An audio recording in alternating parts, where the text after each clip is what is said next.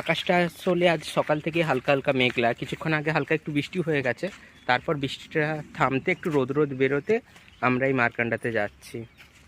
মানবি জলদি আ, জলদি আ, দৌড় কে আ।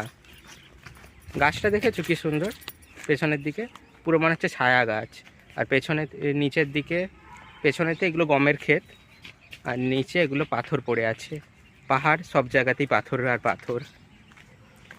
তো আমরা যাচ্ছি এখন মারকান্ডাতে।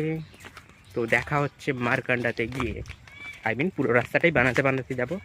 আর অনেকগুলো আমলা খেয়ে নিয়েছি, আর কয়েকটা হাতের মধ্যে আছে এখন। দুপাশে গমের ক্ষেত, সবুজ সবুজ গম, বৃষ্টির জল পেয়ে আরও অনেক বেশি সবুজ হয়ে গেছে।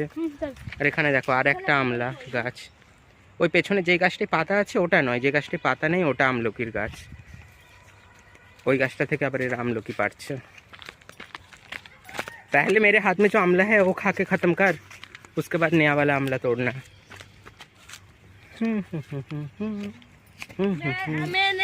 আমরা যাচ্ছি মারকান্ডাতে।